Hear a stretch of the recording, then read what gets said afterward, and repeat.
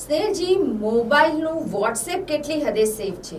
જેમ કે એનું 2 સ્ટેપ વેરિફિકેશન 10 ડિવાઇસ ઓથેન્ટિકેશન અટકાવી શકે ખરું? અત્યારે આપણે બધા જ વોટ્સએપની જે ટેકનોલોજી છે it is kind of a social media app, એ આપણે બધા કોઈક રીતના યુઝ કરીએ છીએ. હવે ધ થિંગ ઇઝ ધેટ કે લોકોને એવું લાગે છે કે 2 સ્ટેપ વેરિફિકેશન જે છે તેના બેઝિસ ઉપર કે આપણે એમ કહીએ કે વોટ્સઅપમાં એન્ડ ટુ એન્ડ એન્ક્રિપ્શનની જે ફેસિલિટી છે તેના બેઝિસ ઉપર it is safe. 2 step verification is really a good base, but ઘણા બધા લોકો છે જેમને 2 સ્ટેપ વેરિફિકેશન વિષય ઉપર એટલું જ્ઞાન નથી અને તેઓ નથી યુઝ કરતા. અને વાત રહી એન્ડ ટુ એન્ડ એન્ક્રિપ્શનની, see end to end encryption is a thing કે જેમાં એ વસ્તુ ખાતરી કરવામાં આવતી હોય છે કે જ્યારે હું તમને મેસેજ કરું છું then it is to be make sure કે મેં જે તમને મેસેજ કર્યો છે એ મારા મોબાઈલથી તમારા મોબાઈલમાં જ ગયો છે, એટલે વચ્ચે કશે કોઈ મેન ઇન મિડલ એટેક નથી થયો. કમ્પેરેટિવલી એમ આપણે નહીં કહી શકીએ it is a safer thing, but comparatively there are an number of risk. આટલું જ નહીં, but the thing is that કે વોટ અબાઉટ ધ કેસીસ કે જેમાં મેં તમને મેસેજ નથી મોકલ્યો બટ અત્યારે with the help of WhatsApp web યા તમે તમારો ફોન જે છે તે કદાચ કોઈક રીતે કશે મિરર કરો છો, એને ક્લોન કરો છો, તો આ બધી જગ્યાએ તમને 2 સ્ટેપ વેરિફિકેશન કે આપણે એમ કહીએ કે એન્ડ ટુ એન્ડ એન્ક્રિપ્શનનો બેઝ નથી લેવાનો. એ તમારું જ ગેજેટ છે જે તમે જ કોઈ બીજા ડિવાઇસમાં જોવો છો. તો આ બધી વસ્તુ જે છે ઇટ ઇઝ ક્વાઇટ ફિશી થિંગ, અને આ બધી વસ્તુ બિલકુલ એક્ઝિસ્ટ કરે છે અને લોકોને એ વસ્તુનું જ્ઞાન નથી કે વોટ્સઅપમાં એવી કઈ વસ્તુ છે કે જેના બેઝિસ ઉપર વિધાઉટ 2 ફેક્ટર ઓથેન્ટિકેશન જ્યારે તમે કોઈને મેસેજ ફોરવર્ડ જ નથી કરતા, બટ તમારું જ જે ગેજેટ છે તે તમે જ કોઈ બીજા ડિવાઇસમાં ઓપન કરો છો. તો આ જે બધી સિચ્યુએશન છે તે બધામાં there are an number of ways કે જેમાંથી તમારું આ જે વોટ્સએપ અકાઉન્ટ છે તે કોઈક રીતના કોમ્પ્રોમાઇઝ થઈ શકે છે. આટલું જ નહીં, બટ હું તમને એક વસ્તુ બિલકુલ કહીશ કે ઘણા બધા લોકો એવા હશે કે જે બધા ક્યારથી કેટલા સમયથી વોટ્સએપ યુઝ કરતા હશે, but I don't think so કે એવા કોઈ લોકો હશે કે જેમણે વોટ્સએપની ટર્મ્સ એન્ડ કન્ડિશન્સ એકચ્યુઅલી વાંચી હોય. અગર તમે વોટ્સએપની ટર્મ્સ એન્ડ કન્ડિશન વાંચો તો એમાં બિલકુલ ક્લિયરલી એવું મેન્શન કર્યું છે કે the audio video SMS anything you share is a public information. એટલે there is an end-to-end encryption, but actually કોઈ પણ લો એન્ફોર્સમેન્ટ એજન્સીઝ જે છે તે જ્યારે ચાહે ત્યારે એ જે વોટ્સએપ ચેટ છે તમારો જે મેટા ટેગ્સના ફોર્મમાં આવશે તેને તેઓ બિલકુલથી એક્સેસ કરી શકશે અગર એમને જરૂર પડી તો. આ સિવાય પણ there are so many things કે જેનાથી વોટ્સએપમાં તમને અમુક ધ્યાન રાખવાવાળી વસ્તુ અગર હું તમને કહું તો ઇટ ઇઝ વેરી ઇમ્પોર્ટન્ટ કે તમારું જે બેકઅપ છે તે એવરી નાઇટ ઓટોમેટિકલી થતું હોય છે. હવે લોકોને ખાલી એ જ ધ્યાનમાં રહેતું હોય છે કે વોટ્સએપ આપણે is it connected with wifi કે તમારું mobile.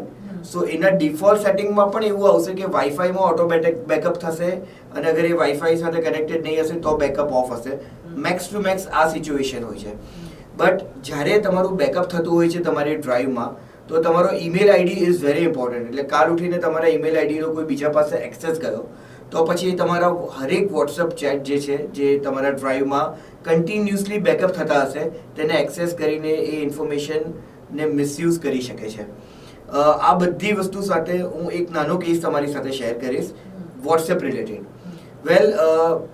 There is a case કે આવા ગુજરાતમાં સુરતમાં ઘણી બધી જગ્યાએ આવા કેસીસ થતા હોય છે કે તમારી ઉપર કોઈક તમારા રિલેટિવનો મેસેજ આવ્યો કે તમે એમને OTP શેર કરો બિકોઝ એ તમારા રિલેટિવ છે એટલે તમે એમને OTP આપી દીધો. હવે તમારો જે ફોન છે તે કોમ્પ્રોમાઇઝ થઈ જશે, તમારું વોટ્સએપ જે છે તે હેક થઈ જશે. હવે તમારા જે ફ્રેન્ડ સર્કલ છે તેમાં એ જે સાયબર ક્રિમિનલ છે તે તમને ડિસ્ગાઇઝ કરીને ફર્ધર એ લોકો પાસે OTP માંગશે. This chain will go on and on. એટલે ઇટ ઇઝ વેરી ઇમ્પોર્ટન્ટ કે જ્યારે બી તમારી પાસે આવા કોઈ મેસેજીસ આવતા હોય છે તો તમે બિલકુલ કોન્શિયસલી એની ઉપર રિએક્ટ કરો. આવા મેસેજીસ આવતા જ તમે એ વ્યક્તિને કોલ બેક કરો અને એને વોટ્સએપ કોલ નહીં કરો અને વોટ્સએપ પર રિસ્પોન્ડ પણ નહીં કરો. તમે એને ડાયરેક્ટલી સેલ્યુલર મોબાઈલથી તમે બિલકુલથી એમને કોલ કરો અને તમે આના અપડેટ્સ એમના પાસેથી બિલકુલ માગી શકો છો. અપાર્ટ ફ્રોમ ધીસ, અગર તમે ઓલરેડી વિક્ટિમાઇઝ થઈ ગયા હો then also you don't need to panic. તમને સૌપ્રથમ તો તમારા ફોનમાંથી વોટ્સએપ જે છે તેને અનઇન્સ્ટોલ કરી દો અને પછી થોડાક ટાઈમ રહીને એને પાછું રીઇન્સ્ટોલ કરો. પછી તમારી ઉપર જ એનો ઓટીપી આવશે. એક ફેરી અગર એવું નથી થતું તો વોટ્સએપ તમારી સિક્યોરિટીના બેઝિસ ઉપર અમુક કલાકો સુધી તમારી જે સર્વિસીસ છે તે ડિસકન્ટિન્યુ કરી દેશે.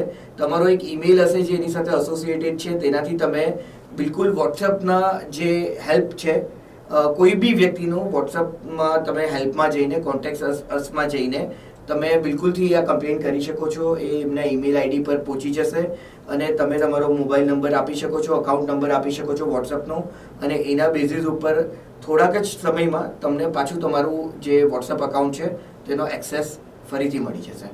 સો આ બધી વસ્તુમાં ઇટ ઇઝ વેરી ઇમ્પોર્ટન્ટ કે વોટ્સએપ હોય યા કોઈ પણ સોશિયલ મીડિયા એપ્લિકેશન હોય, we should always use it very wisely. સ્નેહલજી, તમે સાયબર એક્સપર્ટ છો, તો અત્યાર સુધીના તમારા જે અનુભવો કે તમે જે બધાને દર્શકોને શેર કરે, એમાં કોઈ ઇન્ટરેસ્ટિંગ જજમેન્ટ ખરું જે તમે અમારા દર્શકોને જણાવવા માંગો છો?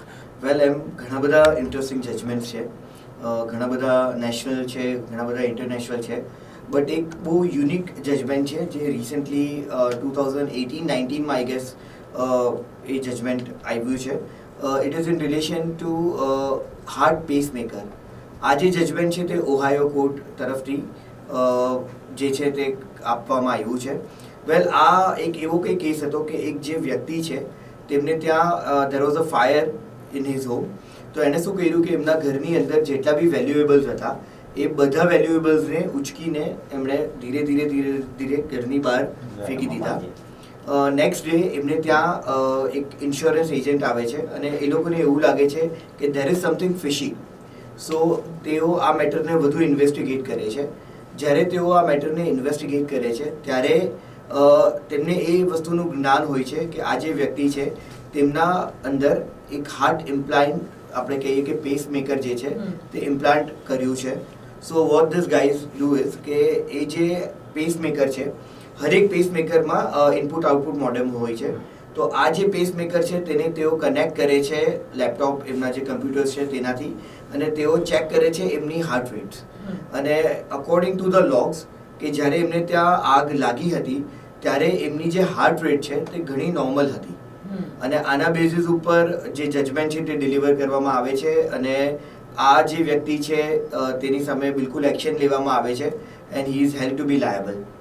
વેલ, આ કેસમાં અગર આ જે વ્યક્તિ છે તે પ્રુડન્ટલી કંઈક એવી વાત કરતે કે એમની જે મેડિકલ ડિવાઇસ છે તે એના બહુ important private sensitive confidential data છે. સો એટલું ઇઝીલી એને એમનો જે એક્સેસ છે તે આ થર્ડ પર્સનને નહીં આપતે તો કદાચ આમનો જે કેસ છે તેમાં કંઈક ડિફરન્સ આવી શકતે. But this is a very interesting case. અને આમાં જે ડિજિટલ એવિડન્સમાં પેસમેકરને એ લોકોએ આપણે એમ કહીએ કે બેઝ લઈને આ જે જજમેન્ટ આપ્યું છે, it is very well appreciable on the part of justice. તો આ એક બહુ ઇન્ટરેસ્ટિંગ કેસ હતો જે અકોર્ડિંગ ટુ મી આપણા બિલકુલ જાણવા જેવું હતું. એન્ડ આઈ હોપ કે આવા ઇન્ડિયામાં બી ઘણા બધા નવા કંઈક ઇનોવેટિવ જજમેન્ટ આપણે જલ્દી જોવા મળશે. સેલજી, આજકાલ જે 5G માં તમારું સિમ કાર્ડ અપડેટ કરાવવા અંગે કે કોઈ ઓટીપી માટે કે કોઈ ફેક કોલ્સ કે SMS આવતા હોય છે, તો એનાથી કઈ રીતે બચી શકાય? વેલ, 5G ની અગર આપણે વાત કરીએ તો 5G આ જે સિસ્ટમ છે એટલે તમારું જે સિમ કાર્ડ છે એમાં તમને અપગ્રેડ કરવો પડતો હોય છે. અત્યારે તમને તમારો એક્ઝિસ્ટિંગ જે 4G નો સિમ કાર્ડ છે એને ડિસ્ટ્રોય કરીને તમે તમારા જે બી વેન્ડર હોય, તમારું જે સર્વિસ પ્રોવાઈડર હોય તેમની પાસે જઈને તમે 5G નો સિમ કાર્ડ લઈ શકો છો. નાવ આ જે વસ્તુ છે, આ જે સિચ્યુએશન છે તેનું સાયબર ક્રિમિનલ જે છે તે અલગ અલગ રીતના આ સિચ્યુએશનને મિસયુઝ કરે છે. ઘણી બધી જગ્યાએ તો કદાચ 5G આવ્યું પણ નહીં હોય અને you will get a call કે તમારો જે ફોન છે, તમારો જે સિમ છે તે અમે તમને અપગ્રેડ કરીને આપશું ફ્રોમ 4G ટુ 5G. એટલે લોકોને એ વસ્તુનું જ્ઞાન નથી હોતું અને જ્યારે બી આવી વાત કરતા હોય છે અને એ લોકો તમારા ફોનને, તમારી જે બેંક ડિટેલ્સ છે તેને કોઈક ને કોઈક રીતના મિસયુઝ કરે છે અને પછી તેઓ જ્યારે તમારી પર ઓટીપી આવે છે તો એ ઓટીપી 5G સિમ કાર્ડ જે છે તેને અપડેશન કરવા માટે એમને કામ છે એમ કરીને તમારી પાસેથી તેઓ મેળવી લે છે. આ બધી વસ્તુમાં ઘણો સમય થઈ ગયો છે. આપણે ઘણા બધા અલગ અલગ મીડિયમથી લોકોને કહીએ છીએ કે OTP is our very sensitive private confidential data. આપણે બહુ ઇઝીલી આ જે ઓટીપી છે તે આપણે કોઈને નહીં આપવું જોઈએ. It is kind of password. હવે આ જે વસ્તુ છે તે ઇટ ઇઝ લાઈક કે તમે તમારા ઘરની જે ચાવી છે તે જ કોઈ બીજા વ્યક્તિને આપી દો છો અને પછી તમે એક્સપેક્ટ કરો છો કે તમારે ત્યાં ચોરી નહીં થાય. સો આ બધી વસ્તુ બહુ ફિશી છે. ઇટ ઇઝ વેરી ઇમ્પોર્ટન્ટ કે કોઈ પણ ફોર્મમાં ક્યાં તો અગર કોઈ તમારી પાસે ઓટીપી માંગે, ક્યાં તો તમારી પાસે કોઈ એપ જે છે તે ડાઉનલોડ કરાવે અને ઇન્સ્ટોલ કરાવે. તો આ બધી વસ્તુથી તમે બિલકુલથી દૂર રહો. અગર તમને જેન્યુઅનલી 5G તમારા સિટીમાં આવી ગયું હોય, તમને અપગ્રેડ કરવું હોય, then you should go to the service provider, your telecom service provider. એ જે પણ કંપની હોય ત્યાં તમે જાઓ, ત્યાં તમે એમને રિક્વેસ્ટ કરો અને તમારો જૂનો સિમ આપીને તમે નવો સિમ લઈને તમે 5Gમાં અપગ્રેડ કરો. But do not get into the scam of this 5G thing which is totally a creation. અને જેટલા બી ક્રિમિનલ માઇન્ડ છે એ તમારી સાથે કંઈક રીતના આવી ઘણી બધી અલગ અલગ વસ્તુથી રમત રમશે અને તમે બહુ ઇઝીલી એમની પાસે સરેન્ડર નહીં થાવ. And just avoid their calls. ક્યાં તો હું હંમેશા કહું છું જે પણ મારા વ્યુઅર્સ છે તેમને કે જ્યારે બી આવા કોઈ કોલ્સ આવે તો કન્ફ્યુઝડ એમ. ઘણી બધી ફેરી તમે એમને એટલું હદ લગી તમે કન્ફ્યુઝ કરો કે એમની પાસે જે બી ઇન્ફોર્મેશન છે તેની પર રિલાય કરતા પહેલાં તેઓ પોતે વિચારે. અગર એ તમને કોઈક નામથી વાત કરતા હોય તો તમે કહો કે ના, આ તમે નથી, તમે કોઈ બીજા વ્યક્તિ છો. જસ્ટ કન્ફ્યુઝડ એમ અને મેક ધેમ બિલીવ કે એમની પાસે જે બી ઇન્ફોર્મેશન છે તે ફેક છે. ક્યાં તો એ ઇન્ફોર્મેશન જ્યારે બી એમને મળી, અત્યારે સિચ્યુએશન ચેન્જ થઈ ગઈ છે. સો આ બધી વસ્તુ છે જે તમને બિલકુલ હેલ્પફુલ થશે અને તમે બિલકુલ સાયબર સેફ રહો અને અલર્ટ રહો. સેલજી, એક લાસ્ટ ક્વેશ્ચન કે આ રેન્સમવેર એટેક જેનાથી કઈ રીતે બચી શકાય? જેમ કે તમને ખ્યાલ હોય તો હાલમાં જ અપોલો હોસ્પિટલમાંથી પેશન્ટના ડેટા હેક થઈ ગયા હતા અને પછી એમણે કંઈક બધી માંગણી કરવાની શરૂઆત કરી હતી. તો એના વિશે થોડું જણાવો. વેલ, રેન્સમવેર અટેક જે છે એ આપણા બધા માટે બિલકુલ નવું નથી. આપણે ઘણી બધી અલગ અલગ પ્લેટફોર્મ પર એને એક્સપિરિયન્સ કર્યું છે. See the thing is that કે સૌ પ્રથમ અગર રેન્સમવેર અટેકની વાત કરીએ તો ઇટ ઇઝ સમથિંગ લાઈક કે અગર કંઈક કોઈ મોટી કંપની હોય તો તેનો જે એક્સેસ છે, પહેલાં તો આ જે સાયબર ક્રિમિનલ્સ છે તે એ વેબસાઇટને હેક કરી દે છે અને પછી તેનો એક્સેસ લિમિટેડ કરી દે છે અને પછી તેઓ એ એક્સેસ પાછો આપવા માટે એ વ્યક્તિને કે જે એનો ઓરિજિનલ હકદાર છે એ વેબસાઇટના એક્સેસ લેવા માટે, તો તેને જ એમની વેબસાઇટનો એક્સેસ પાછો આપવા માટે તેઓ એક રેન્સમ એટલે કે ખંડણીનો જે અમાઉન્ટ છે તે માંગે છે, which is in the form of bitcoins. See now અગર આપણે આ રેન્સમવેરની થોડી વાત કરીએ તો એમાં યુએસ મ્યુનિસિપાલિટીઝ જે છે તેમનું એક ઓબ્ઝર્વન્સ છે. વેલ, અકોર્ડિંગ ટુ ધેમ જ્યારે બી આવા રેન્સમવેર અટેક થતા હોય છે અને તમે જે ક્રિમિનલ છે તેને રેન્સમ નથી આપતા, then according to their report જ્યારે કેસ હોય છે આવા મોટા મોટા હોસ્પિટલ્સનો યા કોઈ ઓફિશિયલ વેબસાઇટ હોય છે કોઈ પર્ટિક્યુલર સિટીની, તો આવા કેસમાં the cost of getting back the data is minimum equal to 3 times the quantum of ransom. એટલે જનરલી જ્યારે આવા મોટા ડેટાની વાત થતી હોય છે તો એ જે ડેટાને પાછો લેવાનો ખર્ચ હોય છે વિધાઉટ પેઇંગ રેન્સમ, તો એ જે ખર્ચ છે તે મિનિમમ રેન્સમના 3 ગણી જે રકમ છે તેનો થઈ જતો હોય છે. અને એક બીજી વાત કે અગર તમે ક્રિમિનલને રેન્સમ આપી દો છો, then there is no guarantee that you will get your data back. તો આ બધી સિચ્યુએશન જે છે તેનાથી સેફ રહેવા માટે ઇટ ઇઝ વેરી ઇમ્પોર્ટન્ટ કે તમે તમારું જે બી ડેટા છે તેને ટાઈમલી એનું બેકઅપ રાખો and that two in a portable device. કારણ કે કદાચ કોઈ રેન્સમવેર અટેક કાલ ઉઠીને કોઈ ક્લાઉડ ઉપર થયો તો પછી you will lose your data. તો ઇટ ઇઝ વેરી ઇમ્પોર્ટન્ટ કે ટાઈમલી પહેલાં તો તમે બેકઅપ રાખો, પોર્ટેબલ ડિવાઇસમાં બેકઅપ રાખો, તમે તમારી ઓપરેટિંગ સિસ્ટમને પણ ટાઈમલી અપડેટેડ રાખો અને આ બધાની સાથે હંમેશા તમારું જે પણ સોફ્ટવેર્સ હોય છે, તમારું જે બી ઓપરેટિંગ સોફ્ટવેર હોય છે, આ બધી વસ્તુ લાઇસન્સ વર્ઝન જ યુઝ કરો અને તેને પણ ટાઈમલી અપડેટેડ રાખો. કારણ કે ઘણી બધી ફેરી તમારું અગર કોઈક આપણે સોફ્ટવેર જે હોય છે તે લાઇસન્સ વર્ઝન નથી હોતું તો બી એમાં n નંબર ઓફ વેઝથી એને મેન્યુપ્યુલેટ કરીને તમારી ઉપર અલગ અલગ ટાઈપના એટેક્સ કરી શકાય છે અને આવા ઘણા બધા એક્સપિરિયન્સ લોકોમાં થઈ ગયા છે. સો આ બધી વસ્તુ છે જેનાથી તમે સજગ અને સતર્ક રહો અને બી સેફ ઓનલાઈન. તો દર્શક મિત્રો, ખૂબ જ જાણીતા સાયબર એક્સપર્ટ સ્નેહલ વકીલના પાસેથી આપણને આજે ખૂબ જ ઉપયોગી માહિતી મળી છે.